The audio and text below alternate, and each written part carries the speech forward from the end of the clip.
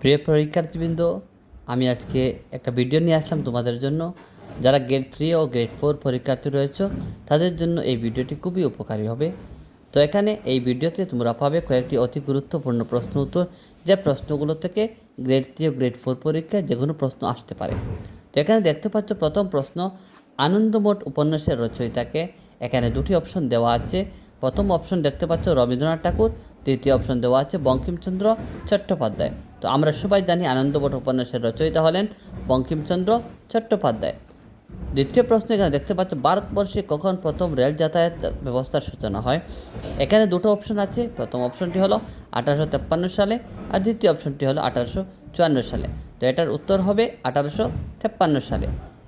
পরবর্তী প্রশ্ন এখানে দেখতে পাচ্ছ ভারতীয় জাতীয় কংগ্রেসের প্রতিষ্ঠাতা কে ছিলেন। এখানে দুটি অপশন রয়েছে। প্রথম অপশনটি দেখতে পাচ্ছ উমেশচন্দ্র বন্দ্যোপাধ্যায়, দ্বিতীয় অপশনটি আছে এলেন অক্টোবিয়ান হিউম। তো এখানে আমরা উত্তর হবে তিনের উত্তর হবে বি নম্বর অপশন, এলেন অক্টোবিয়ান হিউম। নেক্সট প্রশ্ন, প্রার্থনা সমাজের প্রতিষ্ঠাতা কে ছিলেন।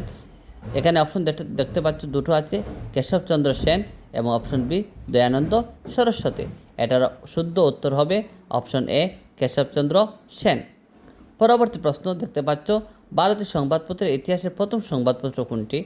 তো এখানে অপশন দেওয়া আছে, 5 নম্বর অপশন দেওয়া আছে, 5 এ দেওয়া আছে সমাচার দর্পণ, আর দ্বিতীয় নম্বর অপশন আছে বেঙ্গল গেজেট। তো 5 নম্বর আমরা সবাই জানি ভারতের সংবাদপত্রের ইতিহাসের প্রথম সংবাদপত্রটি হলো বেঙ্গল গেজেট।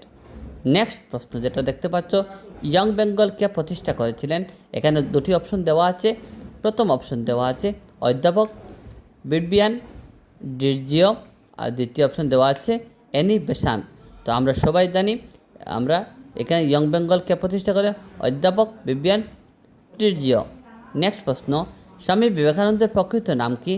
আমরা এখানে দুটো অপশন দেখতে পাচ্ছ, বিপিনচন্দ্র পাল আর নরেন্দ্রনাথ দত্ত। তো আমরা সবাই জানি এটার শুদ্ধ উত্তর হবে Narendranath Datta, option B. Next প্রশ্ন এখানে দেখতে পাচ্ছ মুয়ামরিয়া বিদ্রোহ কত বছর ধরে চলেছিল। তো অপশন এ 30 বছর, অপশন বি 35 বছর। তো এটা শুদ্ধ উত্তর হবে 35 বছর।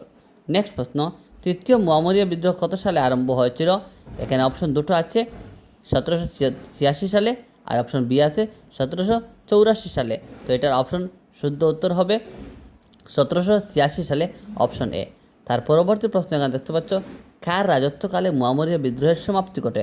এখানে অপশন দুটো আছে। একটা অপশন আছে স্বর্গদেও লক্ষ্মী সিংহের রাজত্বকালে, অপশন বি আছে স্বর্গদেও কমলেশ্বর সিংহের রাজত্বকালে। তো এখানে আমরা 10 নম্বরের শুদ্ধ উত্তর হবে অপশন বি স্বর্গদেও কমলেশ্বর সিংহের রাজত্বকালে। নেক্সট প্রশ্ন, দেওধর ট্রফি কোন খেলার সঙ্গে জড়িত। দেওধর ট্রফি কোন খেলার সঙ্গে জড়িত। অপশন দুটো আছে এখানে। প্রথম অপশন হচ্ছে ক্রিকেট আর দ্বিতীয় অপশন হচ্ছে লং টেনিস।